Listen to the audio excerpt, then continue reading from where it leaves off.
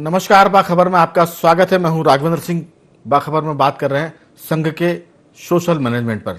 दरअसल संघ की अपनी सोशल इंजीनियरिंग है, राष्ट्रीय स्वयंसेवक संघ, जिसके बहुत सारे प्रकल्प चलते हैं। खासतौर से हम बात करें तो बीजेपी उनका एक तरह से का राजनीतिक प्रकल्प है। बाकी जो प्रकल्प हैं वो समाज के लिए काम करते हैं। विद्या भारती उनके लिए काम करती है और इस तरह के वनवासी संघ बहुत सारे हैं जो संघ के अपने प्रकल्प हैं। उनकी अपनी सोशल इंजीनियरिंग है। दरअसल उज्जैन में संघ का कार्यक्रम था और उसमें संघ प्रमुख डॉक्टर मोहन भागवत भी शामिल हुए थे। क्या हुआ क्या नहीं हुआ संघ के मामले में बड़ा गोपनीय है। दरअसल इस पूरे मामले में कह सकते हैं कि लोग अंदाजे से बात करते हैं, अनुमान से बात करते हैं, लेकिन जो मोटी मोटी बातें हैं, जो संघ की गुप्त योजनाओं से अलग हम कह सकते हैं, क्योंकि अगर आप कोई चीज़ छिपाते हैं तो इसका मतलब कि उसमें कुछ गोपनीयता है। लेकिन आज हम बात करेंगे कि संघ ने सामाजिक सरोकार से जुड़े किन किन मुद्दों पर बात की और क्या क्या हुआ, इस पर यह मोटे तौर से बात करेंगे। चर्चा में हमारे साथ स्काइप पर जुड़ेंगे वरिष्ठ पत्रकार देवदत्त दुबे जी, संघ के आरएसएस के जानकार दीपक शर्मा जी, वरिष्ठ पत्रकार रमेश शर्मा जी, और स्टूडियो हमारे साथ मौजूद हैं हमारे साथी पत्रकार आशीष दुबे जी। आप सभी का बहुत बहुत स्वागत है। सबसे पहले आशीष जी, मैं आपसे इस मुद्दे की शुरुआत करना चाहता हूं। ये जो संघ का मामला है, कहीं ना कहीं हर चीज को छुपाकर गोपनीयता से रखा जाता है। इस पूरे मुद्दे पर आपकी राय? हमें जो जानकारी मिली वो ये कि संघ ने आदिवासियों के लिए, वनवासियों के लिए और जनजातियों के लिए काम करने की बात पर जोर दिया है। ये उनके पुराने मुद्दे हैं, इसमें नया कुछ नहीं है। नया सिर्फ ये कि अगले साल चुनाव होने वाले और बीजेपी को मदद मिलेगी संघ की इस तरह की बैठक से या उसके अभियान से। आपकी राय? निश्चित तौर पर संघ का जो 4 दिन से मोहन भागवत का उज्जैन में जो डेरा है और संघ की जिस तरह से एक्टिविटीज बढ़ रही है, इसके पीछे देखिए, एक तो ये कहा गया है संघ की तरफ से, जो थोड़ा बहुत यहाँ वहाँ से बात होती है, उसमें कहा गया है कि चूंकि 2 साल से कोरोना की वजह से संघ की बहुत सारी एक्टिविटीज बंद थी, इसलिए उसको बढ़ाने के लिए या उसको पटरी पे लाने के लिए सारी कवायद चल रही है। लेकिन इस कवायद की टाइमिंग सबसे महत्वपूर्ण है और संघ जब भी कोई काम करता है, जो हम आमतौर पे देखते हैं, तो वो रणनीतिक रूप से और समय के हिसाब से हर चीज़ों को बहुत अच्छे से डिज़ाइन करता है। तो ये जो मसला है पूरा की पूरा जो है, ये भाजपा को हर तरह से, प्रकारांतर से, परोक्ष अपरोक्ष, हर तरह से भाजपा को फायदा पहुंचाने का एक पूरा एक ड्रिल है, एक्सरसाइज है, एक पूरी मुहिम है। और वैसे भी संघ जो कुछ करता है वो सीधे भाजपा को ही फायदा देता है। तो अभी संघ का सीधा जो एक बैठक हुई थी भोपाल में भी संघ की, और जिसमें भाजपा के बड़े पदाधिकारी वहां पहुंचे थे, तब भी मोटे तौर पर ये लाइन आई थी कि अनुसूचित जाति जनजाति वर्ग के लिए और ज्यादा सघन रूप से हमें वहां पे काम करना है। एक ये लाइन वहां पे बनी थी। ये लाइन 2018 के पहले भी बनी थी, चुनाव के पहले उज्जैन में ही बहुत सारे कार्यक्रम हुए थे और दलितों को लेकर बहुत सारी चीजें हुई थी। अभी फिर यही उज्जैन है, फिर वही लगभग चुनाव की वेला है। तो संघ जो कुछ कर रहा है उसमें सीधा है कि भाजपा के लिए अनुसूचित जाति और जनजाति के वोटों को या उसके वर्ग को सीधे सीधे लामबंद करने की कोशिशें हैं। और ये चुनाव से बहुत अलग नहीं है। संघ का जो कुछ कहना है, जो संघ आधिकारिक रूप से नहीं कहता है, लेकिन संघ आधिकारिक रूप से कभी खंडन भी नहीं करता है। तो संघ के लिए हर चीज फायदेमंद है और वो बीजेपी को भी फायदा पहुंचाती है। बिल्कुल। हमारे साथ टेलीफोन लाइन पर वरिष्ठ पत्रकार रमेश शर्मा जी जुड़े हुए हैं। रमेश जी, आपका बहुत बहुत स्वागत है।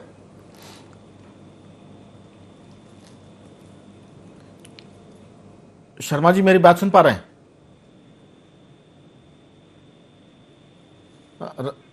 रमेश शर्मा जी से अभी हमारा संपर्क नहीं हो पा रहा, चेक किया जा रहा है कि आखिर गड़बड़ी कहाँ है। आशीष जी, दरअसल ये जो मामला है, संघ का ये कहना है कि जहां जहां हिंदू कमजोर होता है, हिंदू अल्पसंख्यक हो जाता है, उसकी संख्या कम होती है, वहां राष्ट्रवाद कमजोर पड़ता है और वहां देश कमजोर होता है और देश का संविधान वहां कमजोर हो जाता है। ये संघ की एक तरह से जो मुख्य लाइन है, हम इसको सेंटर लाइन कह सकते हैं। इसीलिए संघ उन तमाम चीजों पर ध्यान लगाता है, उन पर फोकस करता है जो हिंदुत्व को मजबूत करती है, हिंदू को बढ़ाती है, आगे करती है। हेलो, इस पूरे शर्मा जी, मेरी आवाज सुन पा रहे हैं? आवाज खराब है जी, आपकी आवाज हमें आ रही है। और हमारे साथ संघ के जानकार दीपक शर्मा भी जुड़ गए।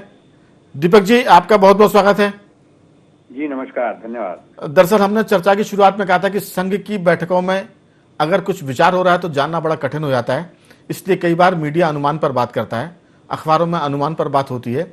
चूंकि आप संघ के जानकार हैं, संघ के को भीतर से जानते हैं, संघ के लिए सक्रिय भी हैं, उसके पदाधिकारी भी हैं, हम ये नहीं कहते कि कोई बहुत गोपनीय बात आप हमसे शेयर करें, लेकिन जो हमको जानकारी मिली है अगर वो गलत हो तो जरूर उसका खंडन करें कि ये आप बात सही नहीं कर रहे।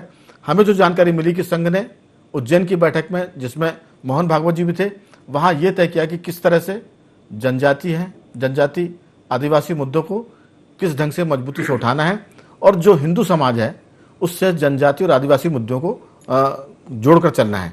इस पर संघ की राय, क्योंकि इसका कहीं ना कहीं राष्ट्र को फायदा होगा, कहीं ना कहीं बीजेपी को फायदा होगा। हालांकि बीजेपी के फायदे से आप इनकार करेंगे, लेकिन भाजपा भी संघ की जो गंगा है उसी से निकला हुआ एक धारा है। आपकी राय?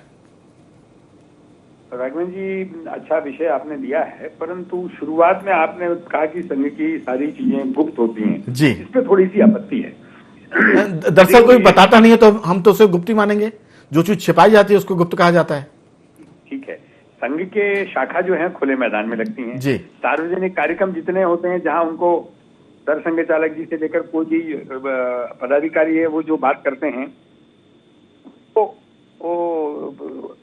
सबके सामने आता है जी। पर किसी भी संस्था की, किसी भी ऑर्गेनाइजेशन की कोई बैठक होती है तो बैठक तो किसी कमरे में ही होगी, किसी सभा कक्ष में होगी और उसका कुछ एजेंडा होगा, उस पर बात करेंगे, उसमें गुप्तता कुछ नहीं। आप भी अपनी खुद की टेलीविजन की कुछ चीजें करते होंगे तो उसको कुछ लोगों के साथ समूह में चर्चा करते होंगे, वो पब्लिक की नहीं होती। लेकिन बैठक के बारे में जब आप नहीं बताएंगे, मैं आपकी बात का खंडन नहीं कर रहा हूं, जो सामान्य जिज्ञासा उसकी बात कर रहा हूं कि जब बैठक तो कमरे में होगी, लेकिन अगर नहीं बताया जाएगा तो आम जनभाषा में कहेंगे कि गोपनीय बैठक है, उसके बारे में बताया नहीं जा रहा है। जी। अच्छा, अब रहा सवाल, तो ये उज्जैन का प्रवास सरसंघ चालक जी का है जी। पूरे वर्ष में सरकारवाह जी और सरसंघ चालक जी पूरे देश में जितने संघ के प्रांत हैं उनमें तो उनका प्रवास होता है और वो संगठनात्मक गतिविधियों के बारे में प्रयास होता है। गत 2 वर्षों से कोरोना की चलते हुए संघ के जो शिक्षा वर्ग होते हैं, शिक्षा वर्ग क्या होते हैं कि जैसे शाखा लगती है, शाखा में कुछ जो युवक आते हैं उनको थोड़ा और उनका प्रशिक्षण हो, उनको और संघ के बारे में जानकारी हो, वो संघ की रीति नीति से समझे, उनके विचारों से समझे, तो उनके एक शिक्षा वर्ग होते हैं। प्रथम वर्ष, द्वितीय वर्ष, तृतीय वर्ष, ऐसे 3 उसके अंतराल होते हैं। ये शिक्षा वर्ग पिछले 2 वर्षों से नहीं हो पाए, तो संघ की पहली चिंता तो ये चल रही है कि सब जगह शाखाएं पुनः चालू हो जाएं। सेवा कार्यों में इस दौरान सब लोग लगे रहे, परंतु शाखाओं का जो वर्ग काम था वो थोड़ा सा शिथिल हुआ था, वो पुनः लगे और इस वर्ष कम से कम संघ के शिक्षा वर्ग हों। ये गर्मी के काल में लगते हैं जब महाविद्यालय वगैरह की सबकी परीक्षाएं हो जाती हैं और पूरे देश में चलते हैं, दक्षिण भारत से लेकर उत्तर भारत तक हर प्रांत में चलते हैं वो, तो वो प्रक्रिया उसमें हो, तो इसके लिए संघ निश्चित रूप से है कि शिक्षा वर्ग लगे। तो अभी उसका पूरा जो फोकस है वो इन्हीं चीजों पर है। अब जैसे उज्जैन में भी बैठे होंगे तो मैं बिल्कुल हमारे साथी यहाँ है आशीष दुबे जी, वो आपसे सवाल करेंगे। उसके पहले मैं एक चीज जोड़ना चाहता हूँ कि संघ की जो आम राय है कि जहां हिंदू कम होगा, हिंदू की संख्या घटेगी, वहां राष्ट्रवाद कमजोर पड़ जाता है। इसलिए हिंदुत्व से जुड़े मुद्दों पर संघ की बहुत ही हार्ड लाइन होती है और हम कह सकते हैं कि जनजाति और आदिवासियों को जो हिंदुओं से अलग करने की बात चल रही है, संघ इसको बहुत गंभीरता से लेता है और कहीं ना कहीं जो उज्जैन की बैठक है उसमें यह विषय भी मजबूती के साथ आया, क्योंकि देश में चुनाव आने वाले हैं। खासतौर से हम मध्य प्रदेश की बात करें, राजस्थान की बात करें और उसके बाद झारखंड और बिहार की बात भी करेंगे, तो ये जो आदिवासी बेल्ट है पूरी, कहीं ना कहीं इसको लेकर भी संघ की चिंता है। इसका जवाब भले ही आप चाहें तो दें या ना दें, लेकिन आशीष जी कुछ आपसे पूछना चाह रहे हैं। आशीष दुबे जी, मैं ये समझना थोड़ा सा चाह रहा था कि जैसे आपने कहा शिक्षा वर्ग होता है, यदि आप बताना चाहें तो ये जो वर्ग होते हैं उसका उसमें क्या शिक्षा या क्या उस तरह की क्या चीजें दी जाती हैं, किस तरह से उसको तैयार किया जाता है, उसका विषय वस्तु क्या होती है उस वर्ग की, पहली बात। दूसरी बात, आपने कहा अभी तो एक मेरे 3-4 महीने पहले एक खबर एक न्यूज एजेंसी से आई थी कि संघ ने कोशिश की है कि वो सोशल मीडिया पर एक्टिव होगा, अपनी गतिविधियों की जानकारी देगा और एक प्रवक्ता की तरह या कुछ इस तरह का एक सेटअप बनेगा जो जिससे ताकि लोगों से जुड़ सके और वो अपनी गतिविधियों को बता सके। तो ये 2 चीजें हैं मेरी उसमें। जी दीपक जी, जी दीपक जी, दीपक जी आवाज सुन पा रहे हैं? हाँ, मैं सुन पा रहा हूँ जी। आपको आवाज आ रही है? हाँ, आ रही है आपकी आवाज। तो इसमें पाठ्यक्रम जैसा होता है भाई, यदि आप 25 दिन के लिए विद्यार्थी के रूप में, छात्र के रूप में वहां आते हैं तो उनको अलग अलग चीजों के बारे में बताते हैं। जैसे संघ की प्रार्थना है तो प्रार्थना का उच्चारण होना चाहिए, उसका मतलब समझ में आना चाहिए, ऐसे पूरा पाठ्यक्रम है और वो कुछ गुप्त नहीं है। वो कहीं से भी प्राप्त किया जा सकता है, किसी शाखा से भी प्राप्त किया जा सकता है, और श्रेणी है उसमें उनकी कैपेसिटी बिल्ट होती है, जो कार्यकर्ता आते हैं उनकी क्षमता विकसित होती है। और निश्चित रूप से राष्ट्र जो है उसकी परिकल्पना क्या है, राष्ट्र के विचार क्या है, ये सब उसके एजेंडा होते हैं। 25 दिन का पूरा उसका होता है, शारीरिक भी होता है उसमें और बौद्धिक वर्ग भी होते हैं। तो ये तो उसका वो विषय है। दूसरा सवाल, जैसा आपने जनजातीय विषय को लेके कहा, देखिए आप जो मीडिया के मित्र हैं वो सब संघ को राजनीतिक दृष्टि से थोड़ा देखते हैं, परंतु मुझे ऐसा लगता है कि उसका जो बहुआयामी कार्यक्षेत्र है वो शायद राजनीति से बहुत बड़ा है। भारतीय जनता पार्टी या उसके पहले जनता पार्टी या उसके पहले जनसंघ, ये एक राजनीतिक व्यवस्था, कुछ स्वयंसेवक निकले, उन्होंने अपने हिसाब से कार्य किया। जितने भी संगठन खड़े हैं वो सब स्वयंसेवकों के द्वारा खड़े करे गए हैं। संघ का कार्य तो शाखा लगाना है, ये ही उसका एकमात्र कार्य है, बाकी कार्य स्वयंसेवक करते हैं जी। अब इसको इस प्रकार के समझिए कि भारतीय जनता पार्टी या जनसंघ राजनीतिक दल 1952 में बना, पर 1952 में ही अखिल भारतीय स्तर पर वनवासी कल्याण आश्रम का गठन हुआ। तो अब वनवासी कल्याण आश्रम चल रहा है उस समय से, जब राजनीतिक दल भी शुरू हुआ, क्योंकि चिंता लग रही थी कि भाई क्रिश्चियन मिशनरी जिस तरीके से कन्वर्जन का काम कर रही है तो उस क्षेत्र में जाके काम करना पड़ेगा। कुल मिला के एक बात बड़े ध्यान में आती है, अभी आपने कहा कि जहां जहां से हिंदू कम हो रहा है वो देश का हिस्सा देश से कटता जाता है। हम ये देखते हैं धारा 370 लगा के किस तरीके से कश्मीर की स्थिति हम सबके सामने आई, पूर्वोत्तर की भी यही स्थिति है। मध्य प्रदेश का जहां तक संदर्भ है, हम 2001 और 2011 इनकी जब जनसंख्या का हम आकलन करते हैं तो ये जो क्रिश्चियन मशीनरीज हैं, ये जो कन्वर्जन का काम इतने तेजी से कर रही थी, उनको लगा कि सिर्फ अकेला इस प्रयास से कन्वर्जन नहीं हो पा रहा है, तो एक नई व्यवस्था, एक पूरे देश में सुनियोजित तरीके से भारत को तोड़ने वाली, जिसको कहते हैं तोड़ने वाली गैंग, ये बौद्धिक रूप से कार्य करती है और भारत को कमजोर करने के प्रयास करते हैं। उदाहरण के लिए जी, मैं लौटता हूं आपके पास। हमारे साथ दीपक जी, रमेश शर्मा जी भी हैं और हमारे साथी पत्रकार देवदत्त जी भी स्काइप पर जुड़ गए हैं। देवदत्त जी, आपका बहुत स्वागत है। और रमेश शर्मा जी, मेरी आवाज आप तक पहुंच रही है? जी, आ रही है मुझे आपकी। दरअसल बहुत सारी बातों का जवाब दे दिया है दीपक शर्मा जी ने, लेकिन संघ के बारे में आपकी जो जानकारी है मैं उस पर भी जरूर पूछना चाहूंगा, क्योंकि संघ अधिकृत रूप से कभी नहीं कहता कि वो राजनीति में उसका दखल है, लेकिन संघ के प्रचारक भाजपा में संगठन मंत्री बनकर जाते हैं और संघ के प्रचारक जो होते हैं वो कई बार मुख्यमंत्री तक बनते हैं। तो सवाल ये कि जो भी संगठन समाज में काम करता है, सत्ता में पहुंचकर वो समाज को बदलने का काम तेजी से कर सकता है। तो इस बात से हमें कोई ऐतराज नहीं है कि संघ इनकार करता है कि राजनीति में उसकी कोई दिलचस्पी नहीं है, लेकिन संघ के लोगों की राजनीति में दिलचस्पी होती है और संघ उनको मदद भी करता है ताकि हिंदू सुरक्षित रहे, हिंदुत्व मजबूत हो और राष्ट्रवाद को आगे बढ़ाए। ये कुल मिलाकर जो मोटी मोटी बातें हैं। आपकी राय की जो उज्जैन में बैठक हुई है वो संघ को कहां लेकर जाएगी, बीजेपी को कितनी मदद करेगी? क्योंकि जनजाति का मामला है, आदिवासियों का मामला है। पिछले चुनाव में इनके वोट कम मिले थे तो मध्य प्रदेश में भाजपा सत्ता के बाहर हो गई थी। आपकी राय? देखिए, मोटे तौर पर ये जो उज्जैन में अभी बैठक संपन्न हुई है, संघ की इस तरह की बैठकों की ये नियमित प्रक्रिया है और पूरे देश भर में संघ के प्रांतों की जो बैठकें चल रही हैं उसके अंतर्गत ये एक बैठक उज्जैन में मालवा प्रांत की एक बैठक हुई है। इसमें मोटे तौर पर संघ से संबंधित जो स्वयंसेवकों के संगठन हैं, या जिसको कह सकते हैं मीडिया की भाषा में कह सकते हैं आनुषंगिक संगठन है, उसके जो प्रमुख प्रचारक हैं वो इसमें उपस्थित थे और मोटे तौर पर उसकी प्रगति का आकलन इसमें हुआ होगा कि कौन सा संगठन किस तरीके से काम कर रहा है और उसको विस्तार की क्या आवश्यकता है या कुछ नई चीज क्या है और क्या समस्याएं उसमें आ सकती हैं। तो मोटे तौर पर इन सारी चीजों की इस बैठक में बातचीत हुई होगी। जहां तक राजनीति का सवाल है, इसमें कोई शक नहीं, जहां तक मैं समझ पाया हूं अपनी पत्रकारिता में, तो संघ सीधा राजनीति में कोई हस्तक्षेप नहीं करता।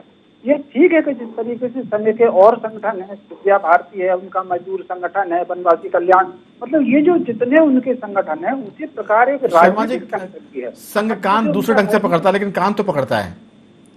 निर्णय कान नहीं पकड़ते, वो मुझे तो लगता है केवल सैद्धांतिक बातें। संघ जो काम करता है वो राष्ट्र संस्कृति के लिए काम करता है। तो राजनीति को समाज सेवा का माध्यम होना चाहिए, संघ का संदेश।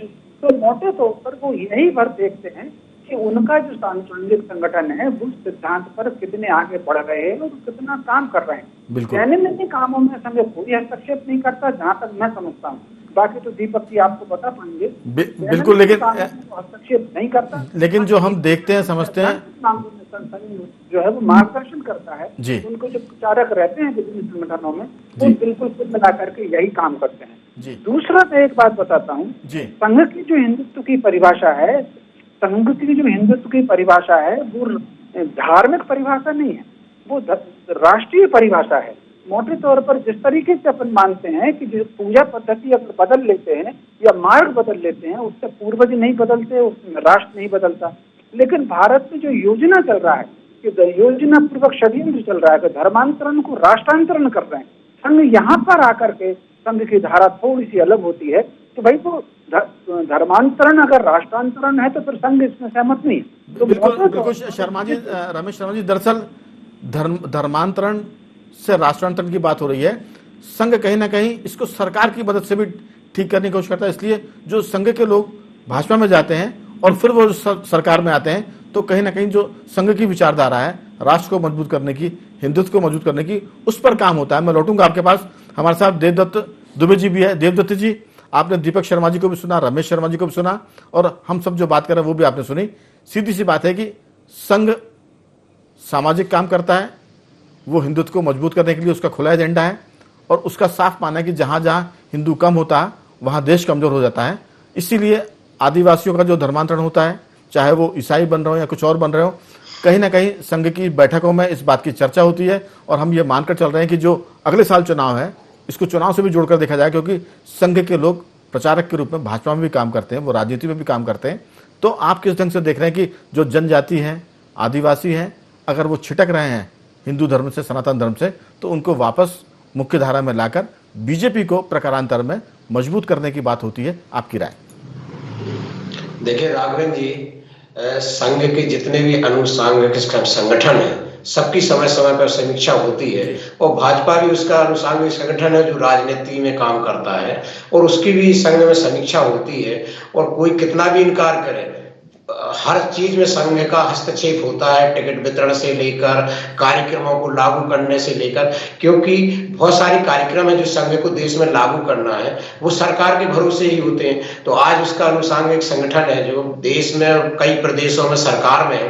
तब संघ की इच्छा है कि अब तो हिंदू समृद्ध और संगठित हो जाना चाहिए कि हमारे ही संघ अनुसांगिक संगठन की सरकार है। और इसी दौरान ये हुआ कि झाबुआ और मालवा प्रांत में संघ ने बहुत काम किया था, लेकिन जब झाबुआ लोकसभा उपचुनाव हारे, तब से संघ की यहाँ पर फोकस बन गया कि इस मालवा इलाके में सबसे ज्यादा काम किया ग्राम भारती के माध्यम से और धर्मांतरण को रोकने के लिए। और यही ये स्थिति क्यों हो गई, जब संघ ने पूरा प्रयास किया था। और उसके बाद से संघ एक बार फिर मालवा प्रांत में वापसी के प्रयास कर रहा है, और उसी के तहत उज्जैन प्रांत में बैठक है।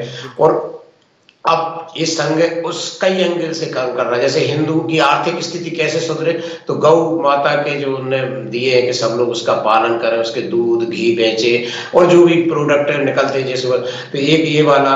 और अब जो कार्य योजना है, इस समय विस्तार की सबसे अच्छी संभावना है, प्रदेश में देश में सरकार है।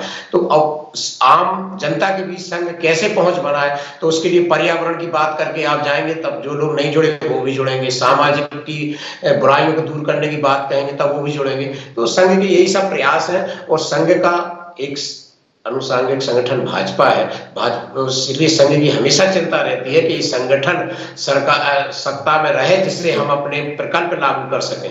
बिल्कुल देवदत्त जी, दरअसल संघ लेकिन इस बात को नहीं मानता। हम भी इस बात को जिद करके नहीं मनवाना चाहते। सवाल है कि संघ की शाखाएं 2 साल में घट गई थी क्योंकि कोरोना था। संघ को चिंता है कि शाखाएं बढ़े ताकि संघ की पकड़ समाज के भीतर और भी तेजी से हो। लेकिन जो एक बात हम जरूर कहेंगे कि संघ चाहता था 370 हटे, संघ भी चाहता था, हम ये कह सकते हैं 370 भाजपा की सरकार ने हटाई, जो संघ का भी मुद्दा था। अगर हम सीए की बात कर रहे हैं, एनआरसी की बात करें, संघ इस पर भी समर्थन देती सरकार को, क्योंकि ये भी संघ का मुद्दा था। कॉमन सिविल कोड की संघ बात करता है। जब संघ के मानसिकता के लोग, संघ के समर्थक लोग जब सरकार में आएंगे तभी तो ये एजेंडा पूरा होगा। इसलिए तो हम कहते हैं कि जो संघ काम करता है उसका अपरोक्ष रूप से प्रकारांतर में भाजपा को लाभ होता है। आशीष जी, कहीं ना कहीं संघ उन सब चीज़ों को लागू करने की कोशिश करता है जो उसके एजेंडे में पहले से थी। राष्ट्रवाद, हिंदुत्व, 370 को हटाने की बात, कई चीज़ों में सफलता मिली और कुछ में बाकी है। आपकी राय की क्या ये सीधा सीधा सिर्फ मुद्दा जनजातियों को हिंदू के साथ मजबूती से जोड़ने का है या इसमें राजनीति भी है? बहुत संक्षेप में आपकी राय।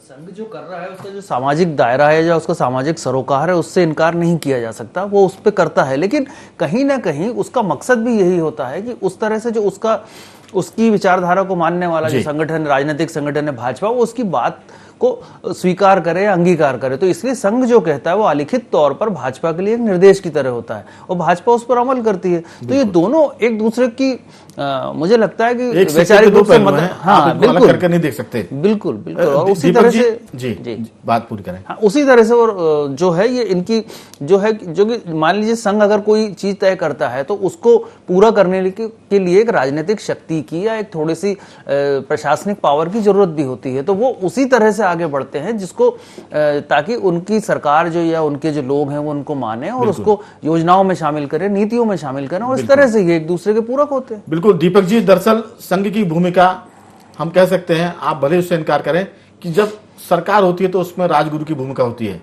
राजगुरु सत्ता में नहीं आता लेकिन राजगुरु के लोग राज करते हैं, तो और राजगुरु के निर्देश पर वो सरकारें अमल करती है।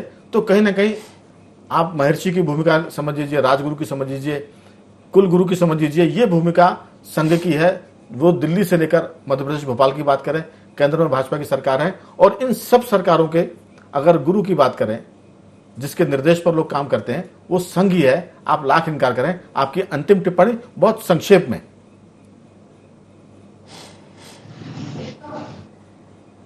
किसी राजनीतिक दल को बहुत सारे कार्य यदि अच्छे लगते हैं तो उनका उपयोग कर सकता है। जो उपयोग करता है उसको लाभ देता होगा तो उसमें संघ को कोई आपत्ति नहीं है। पर संघ अपने मुद्दों पर, अपने विचार पर राष्ट्र की मजबूती के लिए हमेशा सतत कार्य करता रहेगा। 370 आपने बताया, NRC आपने बताया, समाज कॉमन सिविल कोड आपने बताया, संघ की विचार एक राष्ट्र है।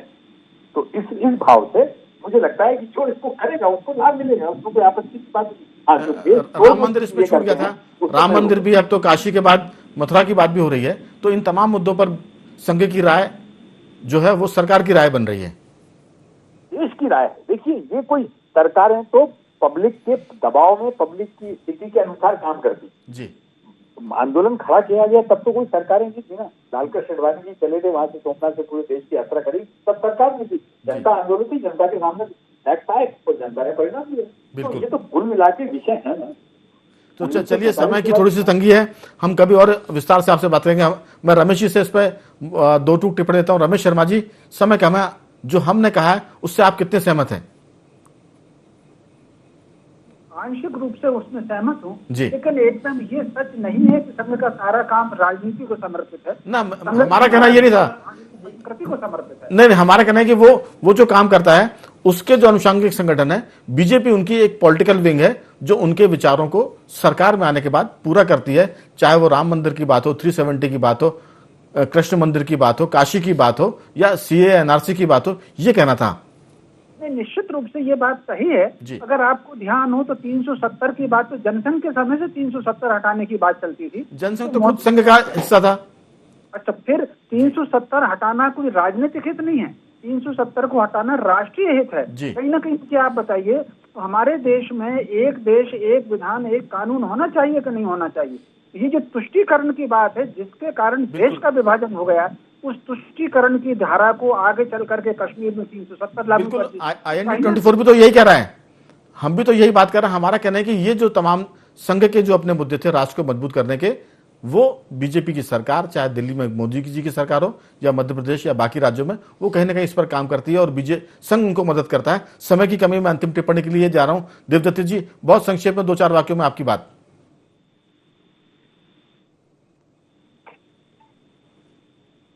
काम है वो तभी पूरे हो पाए जब भाजपा सरकार में थे। तो क्यों नहीं संघ उसको परोक्ष रूप से समर्थन करेगा, और यदि ऐसा नहीं करेगा तो भी संघ भाजपा के साथ न्याय नहीं कर रहा होगा। इसलिए मान के चलिए कि ये समर्थन भी करेगा, लेकिन जाहिर तौर पर नहीं करेगा कि सत्ता के साथ जो भाजपा में बुराइयां आ जाती हैं उसका असर संघ की छवि पर पड़े। इसलिए जाहिर तौर पर ऐलान भले ही न करे, लेकिन अच्छे कामों में वो सपोर्ट करेगा, और जिस दिन भाजपा अच्छे कामों से दूर होगी उस दिन संघ सपोर्ट खींच लेगा। बिल्कुल देवदत्त जी, दरअसल संघ जितना मजबूत होगा बीजेपी उतनी मजबूत होगी। संघ जितनी बीजेपी मजबूत होगी उतने संघ के मुद्दे देश में मजबूत होंगे या देश में वो लागू होंगे। और अगर बीजेपी और संघ की बात करें तो उतना ही राष्ट्र मजबूत होगा, उतना ही हिंदुत्व मजबूत होगा। भाजपा और संघ का साफ मानना है कि जहां हिंदुत्व मजबूत है वहां देश मजबूत है, जहां हिंदू कमजोर होता है वहां देश कमजोर होता है। ये उनकी साफ लाइन है। तो कुल मिलाकर संघ की जो बैठक उज्जैन में थी हम उसी पर बात कर रहे थे, और संघ जनजातीय या सामाजिक सरोकार पर काम कर रहा है। तो कुल मिलाकर कह सकते हैं कि संघ जो है वो भाजपा को भी मजबूत करने की बात करता है प्रकारांतर में, और हिंदुत्व को भी। तो बखबर में आज सिर्फ इतना ही। कल किसी और मुद्दे पर आपसे बात करेंगे। तब तक बने रहिए हमारे साथ, तो देखते रहिए IND24।